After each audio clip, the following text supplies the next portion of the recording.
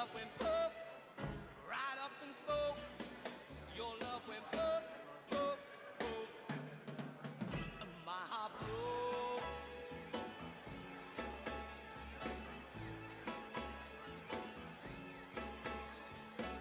What made you act so strange? Why is it that magic show? Why did you disappear? Where did you really go? Perhaps the crystal ball will help me understand. Or was it witchcraft, baby, or a sleight of hand? Was it a trick? Was it a joke? Your love went poof, right up in smoke. Your love went poof, poof, poof.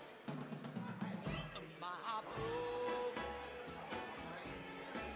Your love went poof, poof, poof. Right up in smoke. Your love went poof, poof, poof. My heart broke.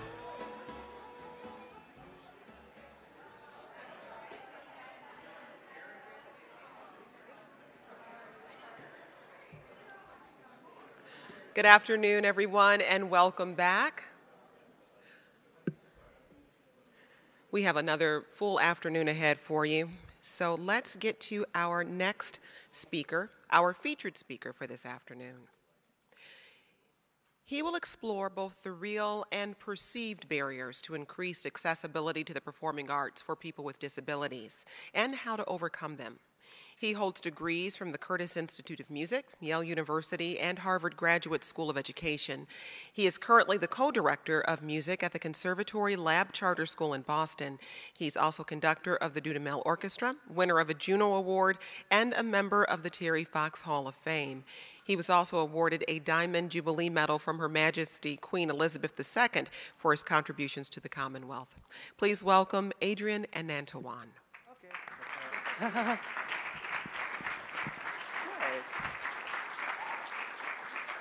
Thank you. Thought I'd start with a piece of music.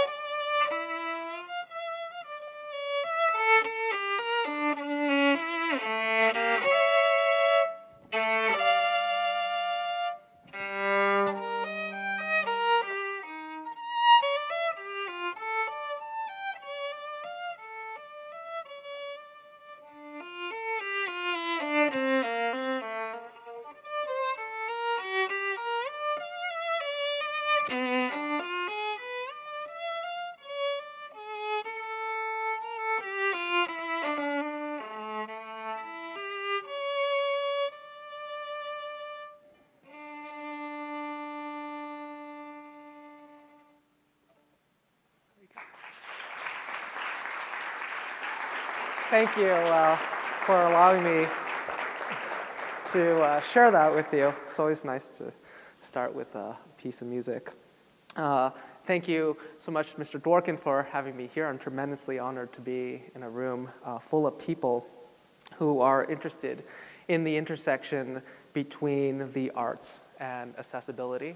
And I'm hoping that I can provide another narrative and a set of experiences to sort of document that as well through my background with one with a disability and a performing career, and now going very much into education. So, as mentioned before, I am working at a school with about 300 kids. They all play musical instruments. And I ended up taking this picture last September. These were like the first few minutes of school that these kindergartners had for the first time in their lives, and some of them look bewildered, some of them look excited, some of them look absolutely bored. But it was interesting to me to see that they were taking a step into a journey that would not only last them the next few decades of their lives, but some of them the rest of their lives. And one of the things that we like to do at our school is not necessarily name an instrument or an object, say, this is a violin, but to ask them, what do you notice? And treat them like scientists, gathering as much evidence as possible. So one girl raised her hand, she was 4 years old, and she said, well, I see a stick and hair and a whole lot of wood. And it was a very simple answer, but I was practicing later that evening. And it made me reflect that how, from an assemblage of such simple materials, are we able to create something as complex as the human condition? I was thinking that in some ways the violin itself is a 16th century piece of technology that was originally served to expand the range of the human voice. But I think by extension and on a much deeper level, it also serves to extend our cognition, our emotions, and our behaviors. It is as much a tribute to the past as it is a commitment to the future. And I'd like to share a little bit about my past. I was born without a right hand. Doctors theorized that an umbilical cord had wrapped around my right hand and kept it from growing when I was in my mother's womb.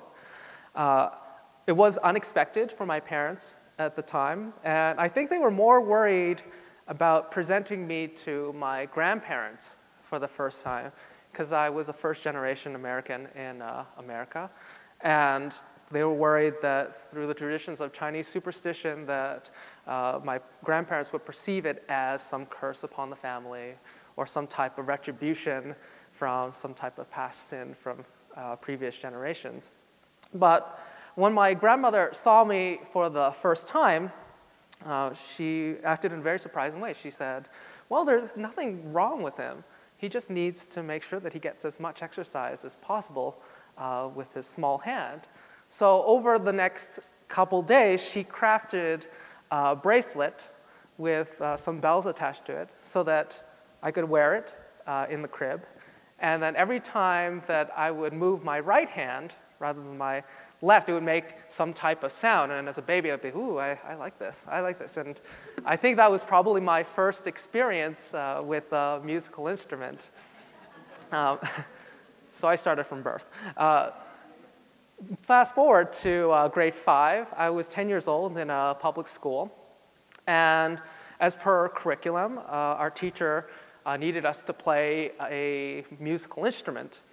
And she thought that the recorder would be concurrently the most accessible and also the cheapest option at the time. And even though she had accessibility in mind, the irony was that it left me very much out of that picture, and it actually did force my parents to look for different options.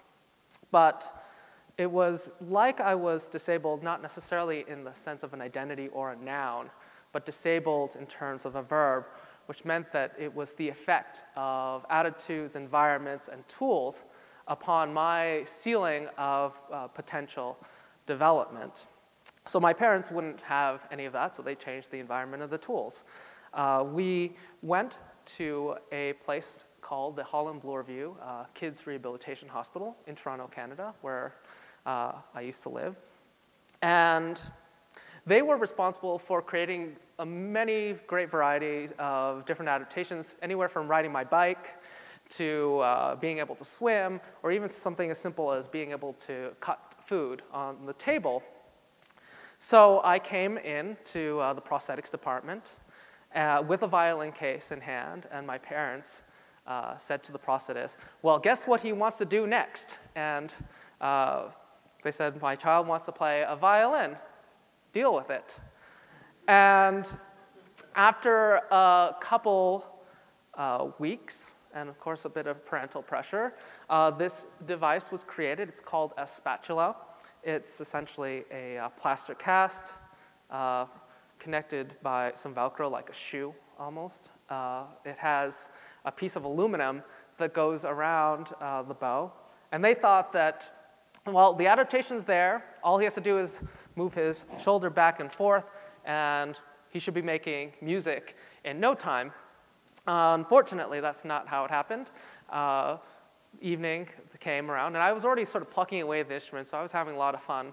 And I think the first sounds sounded very much like something like that.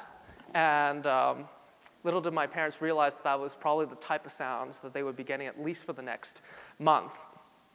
It was as much a concern for my parents as it was the prosthetist, though, because they were thinking, well, maybe this adaptation isn't working. Maybe he needs to have some type of wrist device created, or maybe the mechanics of the length of his arm are too long or too short.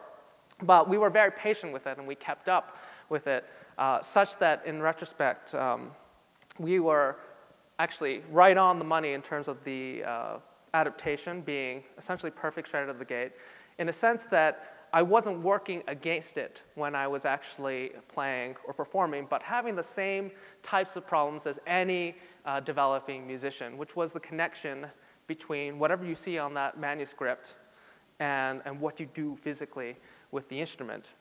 The second thing that I was very lucky with was that I was in an activity that was intrinsically engaging. It was the right medium, which was classical music, and it was also the right instrument, which was the violin, which was something that I was willing to work for and pursue to a higher and higher degree, such that by 2009, I had finished my master's in music, and I had had such wonderful opportunities to play at like the White House, for the Pope, at the Olympics. And these were special experiences not only as a musician, but also one as a human being. So I decided the fall of 2009 to go back to Holland Bloorview and play a recital to show the appreciation that I had for the work that they had done with me. After the recital, I did a tour of the entire facility and came across the music therapy department. The staff were working with inpatients who had disabilities that were, I think, even more challenging than my own. So ranging from cerebral palsy, spinal muscular atrophy, or Down syndrome. And they were using music as not necessarily an artistic tool, but a tool for psychosocial and physical rehabilitation. And the thought came up to my mind, well, they're never going to turn anyone back because of a disability or how they are born physically. Is there a way that we can leapfrog upon those great ideas, the way that they work with kids, the tools that they use, the methods they use to research their efficacy, and transform those into the realm of performance as well, which was, of course, my world. So I decided to create an interdisciplinary team funded through the Yale School of Music and the Holland Bloorview Foundation, known as the Virtual Music Instrument Initiative, or VMI initiative, for short. And this was aimed at developing tools and technology not only to be used within the therapeutic context, but also the concert stage as well. And rather than explain some of the work that was done, I'll show you a quick video of some of the interactions of this instrument with some kids at Holland Bloorview.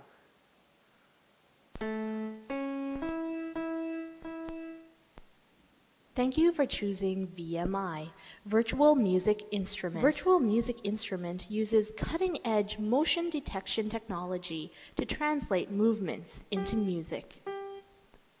The system generates musical sounds from movements interacting with colorful shapes on the screen. When you start the software, it will activate the connected webcam. The webcam captures yourself and your movements related to the shapes you draw on the screen. VMI will interpret the motion and transfer the output to speakers.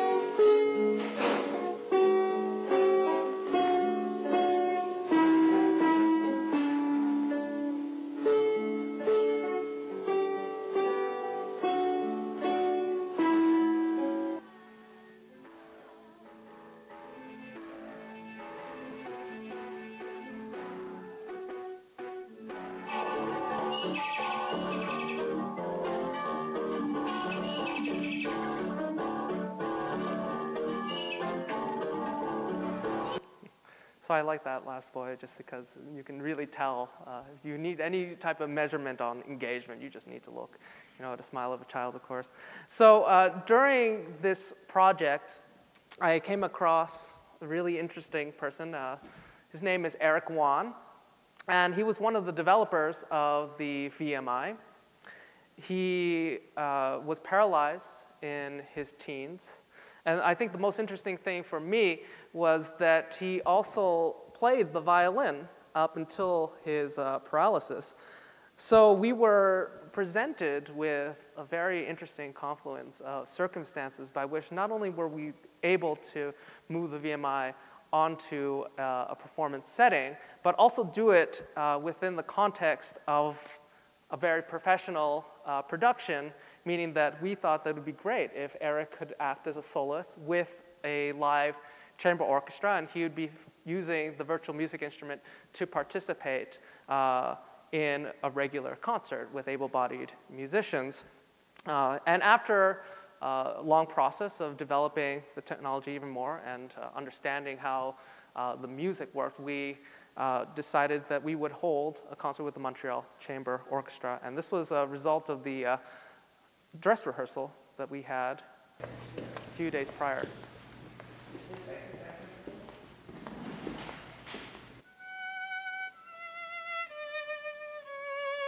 Let's try the first two variations. Which one would you like to keep, the quarter notes? Let's keep the quarter notes. Okay, so that was... Is that okay, Eric? I think we're covering you right now. We can't hear any of the counterpoints, so why don't we start from there first? When I see someone like Eric producing music and we can react off of that into something completely new in a new territory, well, it makes it fresh again. For me as an artist, it was fascinating to see how technology was married into the aesthetic and music-making experience. Yep, we're all playing.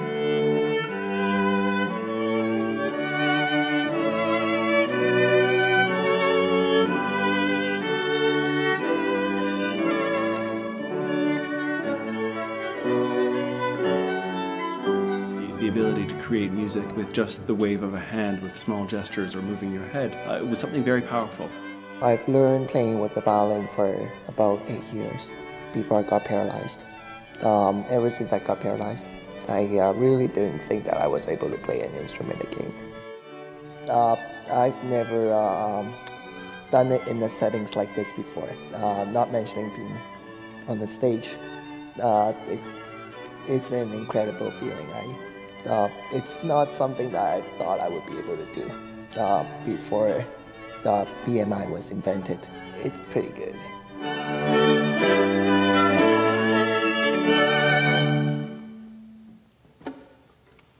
Yay! Bravo! Great job, Eric. I think that came together pretty quickly. Yeah. So we eventually held that performance live, and we created a paper, published a paper, outlining our experiences not only for the audience, but the fellow musicians in the orchestra at that time, and especially Eric's perceptions. And one of the things that we realized was while his participation was meaningful emotionally and just a really great experience for him, there was a certain lack of creative agency that he had while making this music, the same types of processes that you and I would have playing an instrument. Not only because of the limits of the repertoire, I mean, who wants to play canon over and over again in their life, and also the limits of the technology as well. So the steps have been very small, but I'd like to address that technological side. We're in an age right now where technology is becoming more omnipresent in our lives. In some ways, it feels omnipresent to me in general. And I think my fear is that computers and just being connected all the time will serve as a way to dehumanize me or just make me into almost like a digital shadow of who I really am.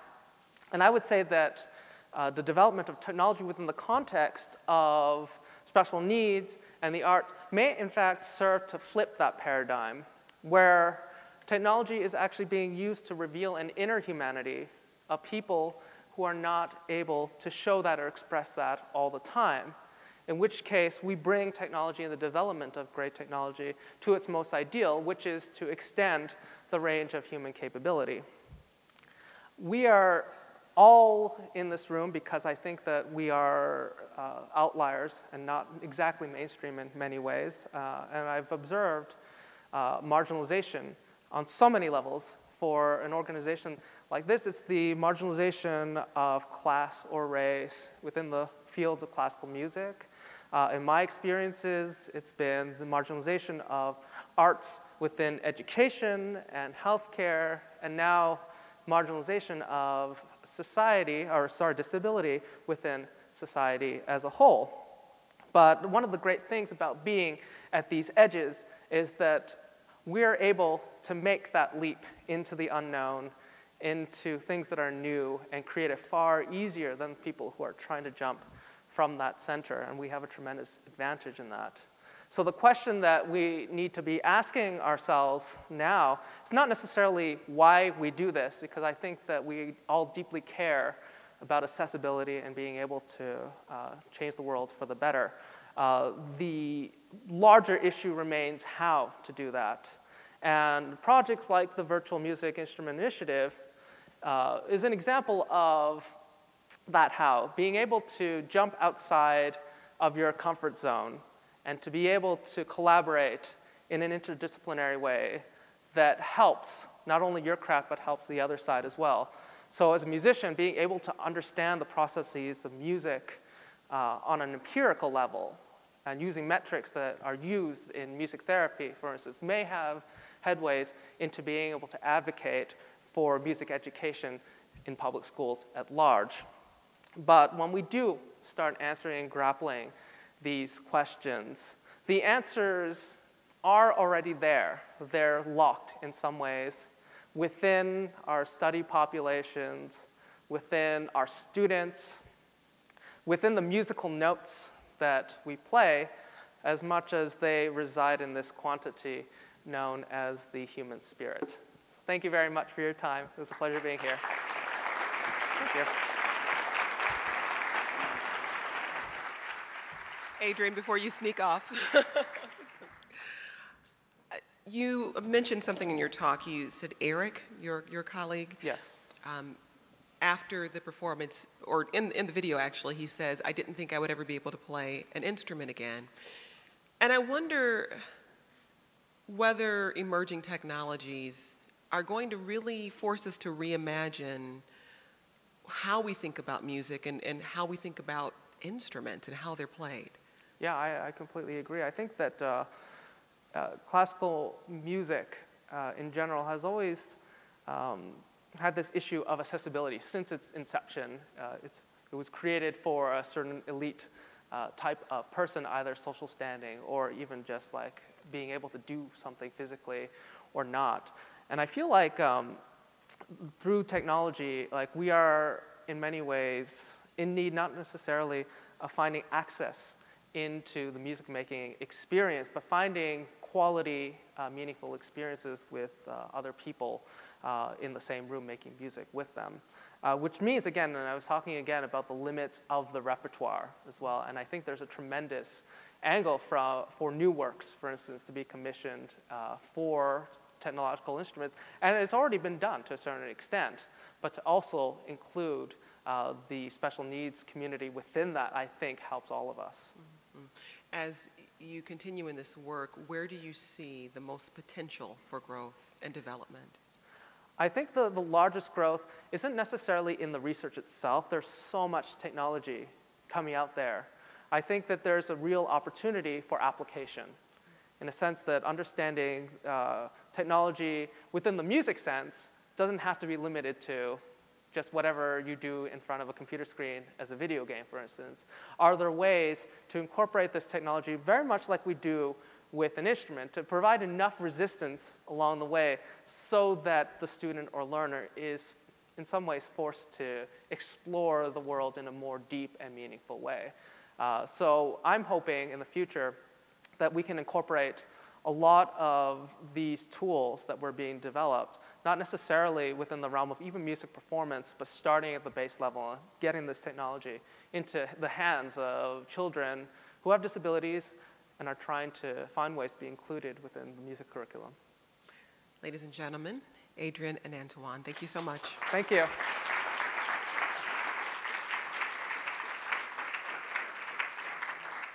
As we get ready for our next speaker, just a couple of housekeeping notes. First of all, don't forget, if you want to connect with any of the speakers today, you can go right next door to the networking room after each talk and talk to them a little more about each topic.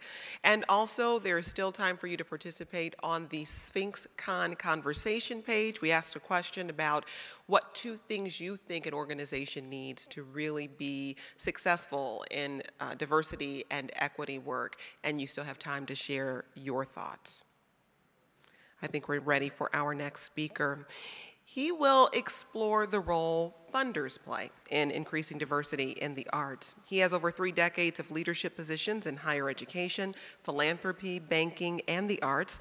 He's a trustee of the Charles Stewart Mott Foundation, Henry Street Settlement, Lincoln Center Theater, Graduate Center of CUNY, Pratt Institute, Film Forum, Turrell Fund, and a member of the New York State Council on the Arts. Please welcome John Morning.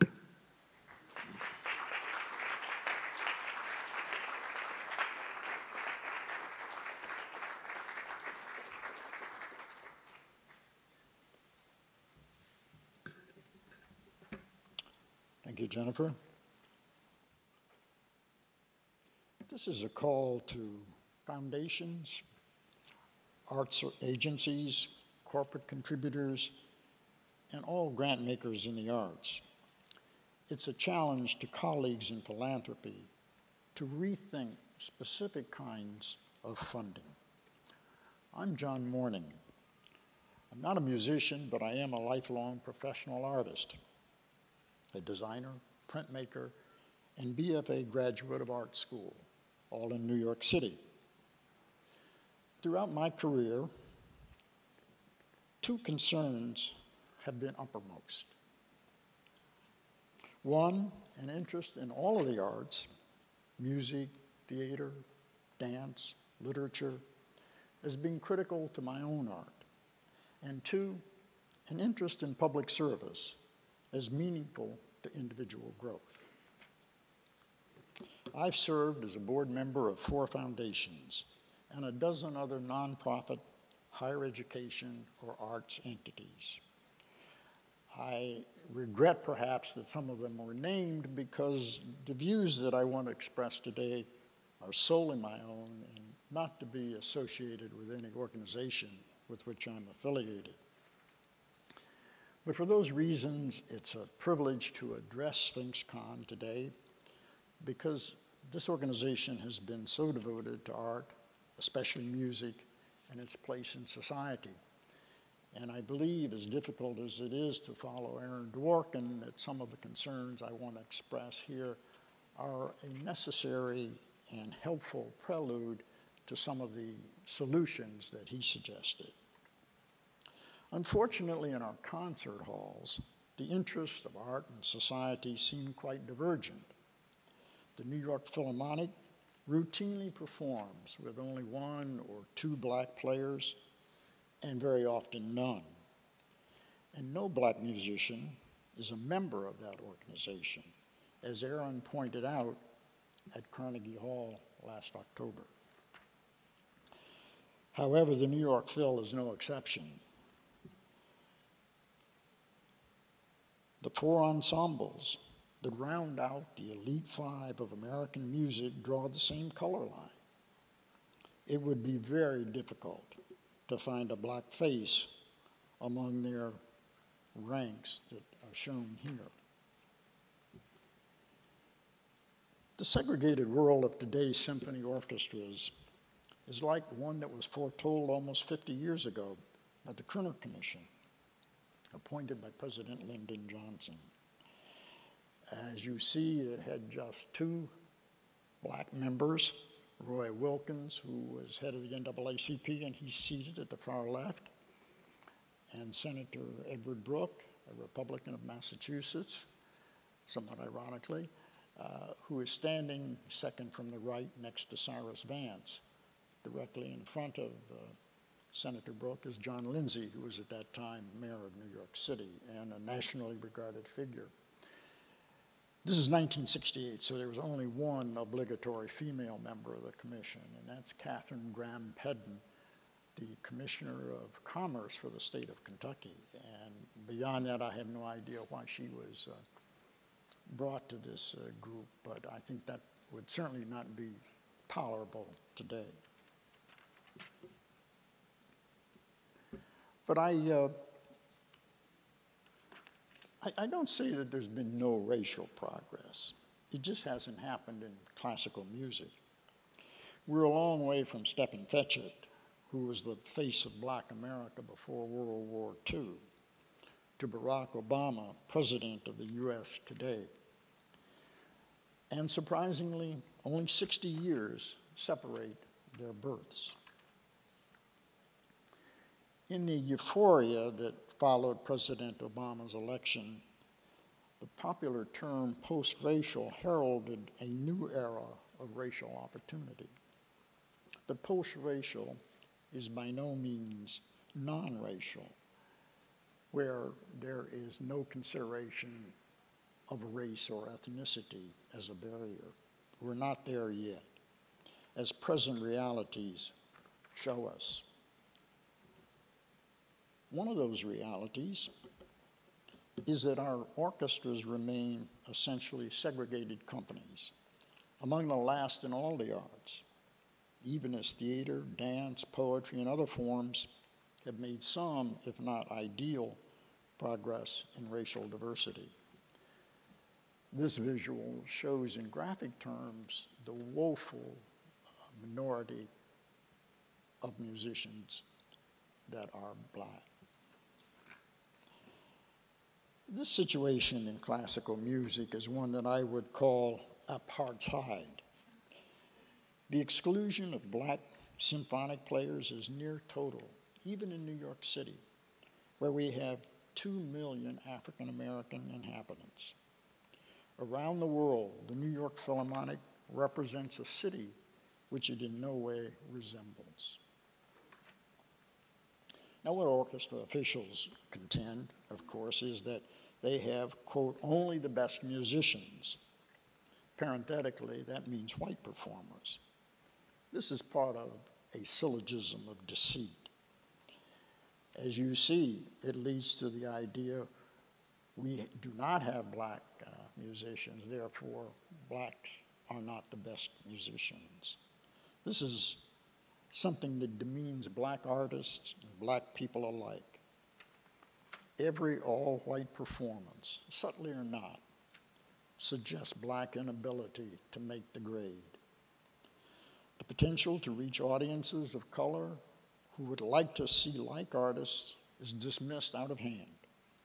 And so's the chance to enjoy significant talents that are unjustly neglected because of race, or racism, I beg your pardon.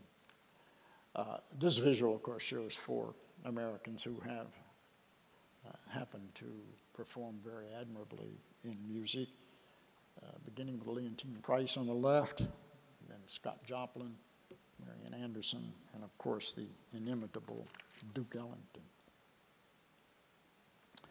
But the insult and injury don't end there. Symphony orchestras depend significantly on charitable contributions, whether that's through foundations, individuals, or corporations. This giving is possible because of tax deductions. That money would otherwise be in the public treasury, part of money from all taxpayers. There's no more basic wrong to our fundamental democracy than to have money from all of the people used to deprive some of the people.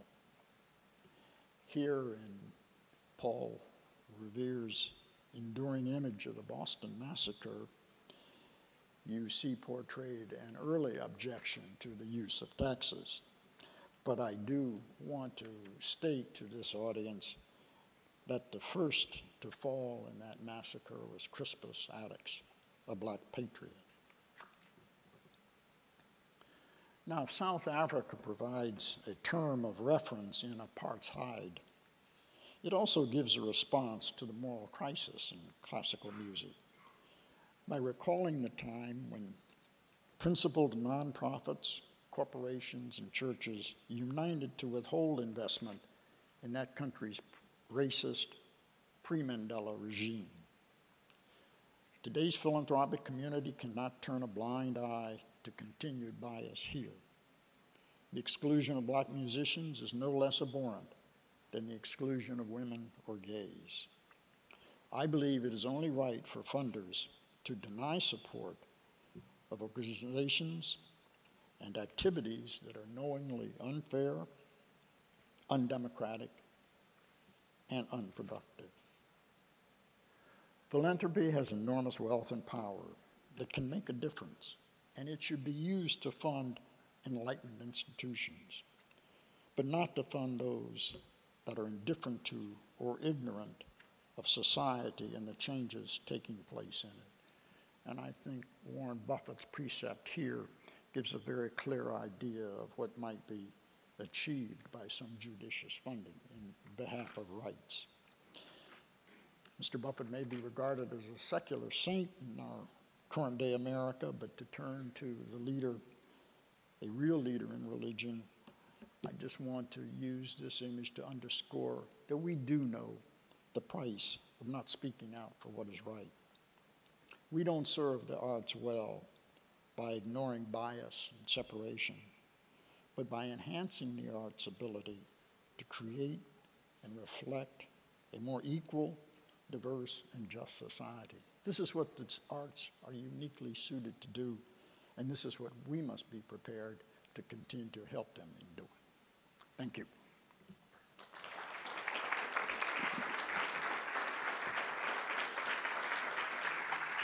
Thank you so much. Thank you. Before you go, I had a question for you.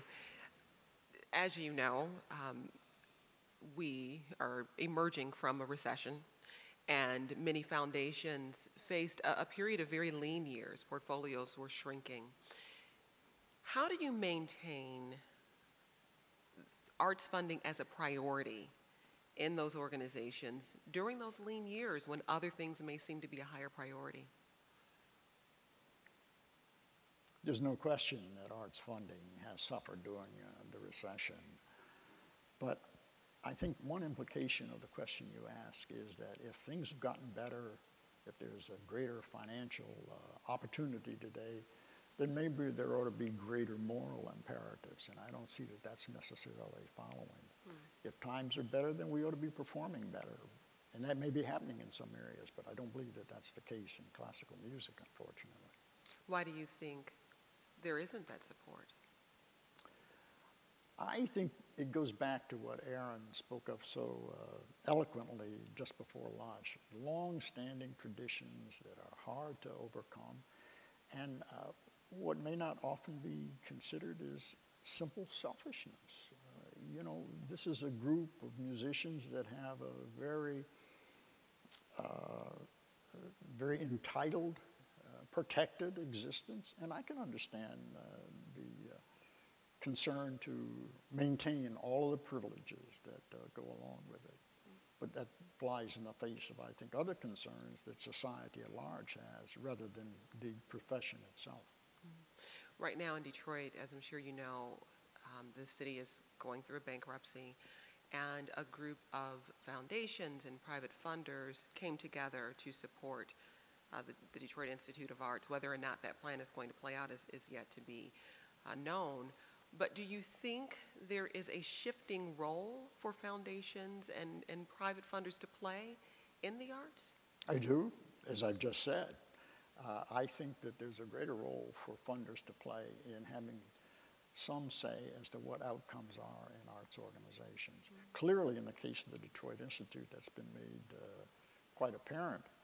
But just as there is that power to help organizations in a positive sense, I think that there should be a little more concern to look at organizations more critically in terms of funding.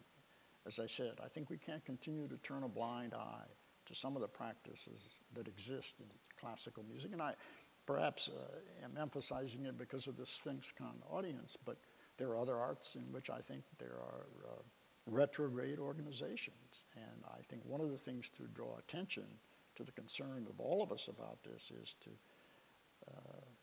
ask for some greater examination of what's going on when they come to the funding table.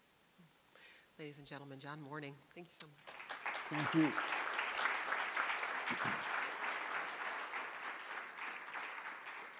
We had a slight change to the schedule this afternoon. Amy Fitterer was not able to join us, so we'll move to our next speaker.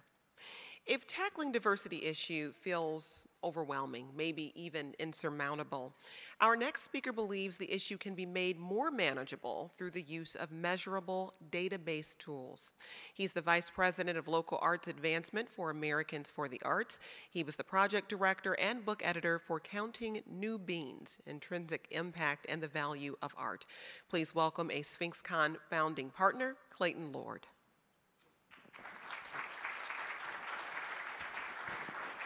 Hello, everyone. I asked them to turn on the lights because I like to see people when I'm talking. When I was 21, I sat down at my kitchen table across from my mother, who was eating a sandwich, and I confronted change. And for me, what change looked like in that moment is that I had just come back from 3 days with the person she thought was my best friend, but who was actually my boyfriend. And I was going to come out. And in that moment, when I was confronting that change, everything basically was stacked up against me saying those words. I thought that I had a good potential of losing my family. I thought I had a good potential of being ostracized by my community. I thought that I would lose the opportunity to ever have a family of my own, to ever have children. And the thing that made me do it anyway is that pragmatically, if I didn't do it, I was going to lose my boyfriend. And I couldn't handle that. I couldn't handle what would happen then because, in a way, I would be over if that was over. And so what I want to talk about today is change, because that's what diversification is. And I think it's important to recognize that. And I'd encourage you all to think about a moment in your personal lives when you have confronted change and you confronted all of the possible negative consequences of that change and what has allowed you to move forward and make that change anyway. So I have 4 challenges today. I don't know that I have any solutions, but I have 4 challenges for you, because I think this room is potentially the most invested group of people in this conversation, and I challenge you to move further, because I think together we can actually make this progress that we want to make. So the first one is to exercise empathy. And here I'm not talking about encouraging white people to empathize with people who have less privilege than they do, although I think that that's incredibly important and something we need to be figuring out how to do more. I'm actually talking about you all in this room taking a moment to understand what it takes for a person who has done something one way for decades, or an organization who has existed for 100 years in a specific way, to make the change that we're asking them to make. And that comes down to what underlies the fear of change. And in order to understand that, particularly in this context, we have to understand who we're trying to get to change. Who is this person? At Americans for the Arts, I work primarily with local arts agencies. We think there are about 5,000 of them across the country. And we did a salary survey last year in order to understand how much people were making. And one of the strange side things that we were able to glean from that salary survey is what they looked like. They're 86% white. Staff members at local arts agencies, at least those who responded to the survey, are 86% white. If you look at just the executive directors, they're 92% white. That, of course, is an unacceptable number, and it's something that needs to change. But it's also something that we need to recognize as a reality in this conversation. When you look at other demographics from that research, they're highly educated. 50% of them have a graduate degree, and they make a really good salary. So if you're trying to get these people to make change, then you have to confront where they're coming from. They're extremely educated. They are able to understand the full breadth and scope of the problem. They make a good salary, and they have a lot of white privilege inside them that they may or may not recognize. That's why I encourage you to entertain pragmatism. This is a difficult conversation. But when it comes down to it, what's the actual impact of the change you're trying to encourage? And I mean that in a very pragmatic way. I was once on a panel talking about these diversity issues. And I had written a blog post. I write this blog called New Beans, and I'd written this blog post about the difference between valuing and managing diversity. And there are a lot of people in the arts who value the idea of diversity. There are a lot of very enlightened liberals who believe that diversity is good, that equity is good. But as Aaron was talking about earlier today, if you ask people whether they're doing anything about it, that number shrinks dramatically. And those are the people who are actually managing diversity. They're managing change. And I gave this kind of allegory about this psychological technique for helping depressed people to start feeling happier. And basically what it comes down to is that depressed people are not super inclined to smile. They don't want to smile, they don't feel happy. And the therapy is basically smile anyway. And you exercise the muscles in your face, and you exercise the muscles in your face, and you exercise the muscles in your face. And over time, that smile starts to encourage chemical reactions in your brain that reactivate your happiness, and you become happy emotionally. Which is to say that the pragmatic action of smiling without the motivation eventually leads to the belief in happiness. I'm arguing that we need to stop, well, not stop. I'm arguing that we, in addition to trying to encourage moral shifts among the people that we're talking to, we also need to be talking to them from a pragmatic point of view. And one of the main reasons for that is that I really don't want this to take 60 more years. And I think that one of the things we have to confront is that if we're asking people to change their moral compass, then that's decades of work. And it's something that may take decades of work anyway. It surely has taken decades of work to get where we are now. But I have to believe that for certain of those people, if you present them with a business case that is data-based, they may not actually come with you on the moral path, but they might do it anyway if they think it's going to make their organization more relevant and more likely to survive in the future. Which gets to the third challenge, which is to provide data. One of the things that's fascinating about this question of diversity is that unlike most other things in the arts, we have a huge amount of data. that we can use in order to make that case happen. So what is the specific change you're looking for? What is the specific change that needs to happen? What it comes down to, if you've got someone who is inclined to pursue diversity, but who hasn't really done it before, this is what they imagine is going to happen, is that they're going to pursue diversity, and yeah, it might be a little difficult, but eventually they're going to come out on the other end, it's going to be awesome, right? But instead, what happens is this. As they begin to try and pursue diversity, they discover that their staff isn't diverse enough, their art form isn't working for the group of people they're trying to get to, the time, the place, the board, everything needs to change. And that suddenly becomes an incredibly overwhelming problem. When you add on top of that we're talking about a problem that has been hundreds of years in the making, it can cause people to simply stop. And we don't want that. When I was at Theater Bay Area, where I worked previous to Americans for the Arts, we were commissioned by the California Cultural Data Project and the California Arts Council to create something called the Arts Diversity Index. And what we did was we took Cultural Data Project information, US Census data, the Bay Area Arts and Culture Census, which is a collaborative database of audience attendance information, and the California Secretary of State voting records. And we cross-referenced them in order to understand the difference demographically between the people who were going to theater and the people who existed in the community overall. We had a giant sample size of 570,000 arts patrons versus about 5.4 million people in the service area that we were looking at. And we saw 7 different types of diversity. So first, 58.9 years age versus 47. There's about a 10-year difference between the arts goers and the people who exist in the community overall. Similarly, there's about a $40,000 difference in household income between people who go to theater and people who exist in the community overall in the Bay Area. And most substantially, there's a 48% difference in the number of white people who go to theater versus exist in the Bay Area overall. These are incredibly frustrating numbers, but they are also much more specific than any numbers that people had been working with before. And one of the things that we were able to do, because we had this substantial data set, is we were able to actually cross-reference it using a statistical formula that was drawn from biological sciences to create an arts diversity index.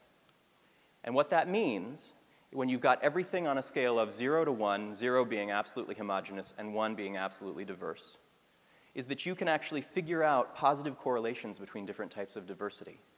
To simplify this, let's just look at these. We were able to tell, looking at this data, that there is a statistically significant correlation between the age diversity of an audience and the race diversity of an audience, between the income diversity of an audience and the race diversity of an audience. Now, this is maybe not surprising to you. It's a lot of the conclusions that we found were logical, but they were also specific, and they required specific action. And what it means is that if you have a board of directors who is really disinclined to have a conversation about race, then maybe you can have a conversation about age. Maybe you can have a conversation about income.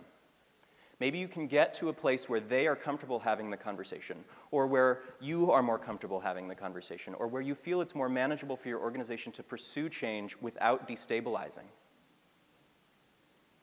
The last thing that we were able to do, if you create a scale that runs from 0 to 1, and you have where you are and where your community is you can actually lay out on a piece of paper how close or far apart an organization is from true parity with the community in which they exist. That's revolutionary. The last thing that I want to encourage us to do with all of this information, if they are provided that information, is to celebrate incremental progress, to not simply complain that people aren't moving fast enough. Because the truth of the matter is, this is a long-term problem that is going to involve long-term solutions. California Shakespeare Theater is in Northern California. And they got into some hot water because a reviewer came to one of their shows, and they'd been doing a lot of diversity work. And that reviewer came to their show, and they said, you know, this audience looks really white. And they wrote a whole article about it. And so I called them up because I knew how much work they'd been doing, and I said, do you have any information on how your diversity work is actually going? And they said, well, yeah, but we don't really like sharing it because we don't think it's very significant at all, and we're kind of frustrated about it. And I said, well, what is it? And they said, we had a 2% increase in our African American audience. I said, over what period of time? And they said, 1 year. And I said, you went from 3% to 5% of your total audience being African American in 1 year. That's not something you should hide. That's something you should celebrate. That's amazing. That's more than most organizations are doing right now, especially if you're able to sustain it, to grow it. You should be talking about this because this is the type of success that inspires other people to pursue this very difficult and potentially destabilizing path that you're pursuing. And we as a community need to celebrate that progress, not tear it down because it's not moving at our pace. If you're going from here to here, you're still going in the right direction. So, empathy, pragmatism, data, progress. I am 13 years into being an out gay man. I married the man who I came out for. I have a 3-year-old kid. I love my life. I have, with him and with my child, confronted challenges in my life that I never thought I would be able to handle on my own and probably couldn't. And honestly, if I had been pursuing the moral change that I needed to pursue in order to feel comfortable coming out, I don't know how long it would have taken me, but I imagine that I would be in a very different place than I am today. So I would just encourage all of us to understand that we're all looking for progress, and we do need progress, and we do need change. But we need to do it at a pace and with the tools that are going to make the people we're trying to get to change feel at least somewhat comfortable with where they're going and how they're going to get there. Thank you.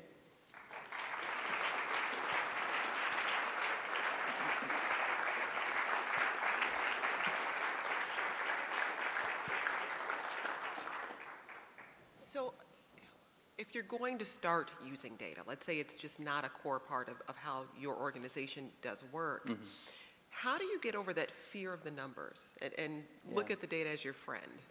Well, and I think it's hard because it's not necessarily a skill set that a lot of arts organizations inherently have on their staffs. I think one of the things that's been really valuable in the field over the last, I would say, 5 years is that there are larger scale initiatives that are coming, Sustain Arts, the Cultural Data Project, some of the data centers that exist. Southern Methodist University just created one. Target Resource Group has another one that allow the aggregation of that information without necessarily having the personal expertise. And then I think that the trick is figuring out exactly what you're saying, which is how to take that data and do something meaningful with it. What we tried to do with the Arts Diversity Index was to make it as simple as possible. Now, I left Theater Bay Area before we were able to actualize what we wanted to do, which was to create an online system where people would have been able to put in some simple demographics about their audience and tell us what their community was, and it would spit out the 0 to 1 scores. But I think if we were able to get to that point where it wasn't actually that you had to do the heavy lifting of data processing, which is not something that most people in the arts are inclined to do, but you were instead able to see in a concrete way that I've got this far of a distance to go, and if you were then also given a set of tools that said, all right, so you've decided in your community that you, or in your organization, that you want to tackle the disparity in age diversity in your audience versus the community. Here's a one sheet of what other organizations like you have done in order to try and tackle that problem. Then suddenly you get to a point where the change feels manageable and incremental, and where you feel as someone who is new in this and who is very, very worried about your ability to do it in a nuanced and productive way, that you're supported. If you're tracking your progress, if you're using data and really using it as a tool, there's always the possibility that you won't move in the direction you want to. How do you use those, and I use the term failure very loosely, but those failures to help you redefine the direction you're moving in and not just get discouraged and put the numbers away? Yeah. You know, I was having a conversation a couple days ago about how bad we are in the arts field at what the tech industry calls research and development, or iterative design. And I think it has to do with the fact that we don't have the same resources, but more than that, I think it has to do with a mentality that, that we often think that the idea that we're pursuing is the idea. And if that idea doesn't work, then we have to shift 50 degrees in order to do something else.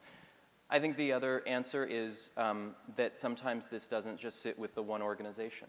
It sits with a collaborative, whether that's a service organization, a local arts agency, a compassionate funder who is interested in trying to make this change happen.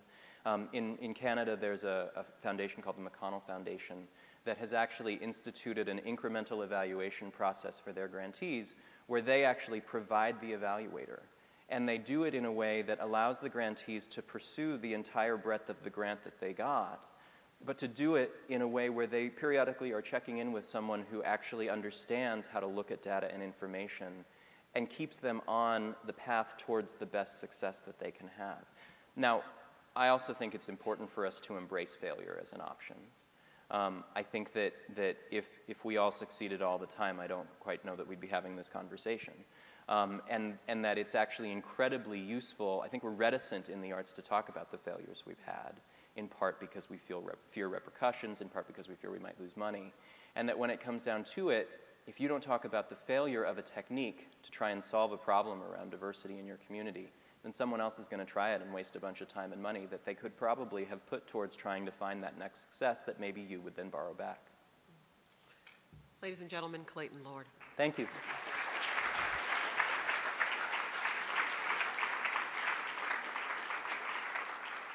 So we are now entering into our next networking break.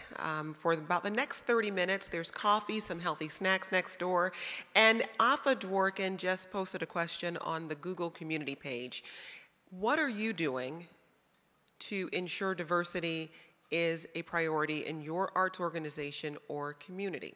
And you can again go to SphinxCon.org, and to the left of the page, you'll see the conversation page, and you can share your thoughts there. So let's step away for about 30 minutes, and we're actually ahead of time, so it looks like you're going to get out a little early this evening. You'll have a little extra time to explore Detroit. So we'll see you back here in half an hour. Thanks.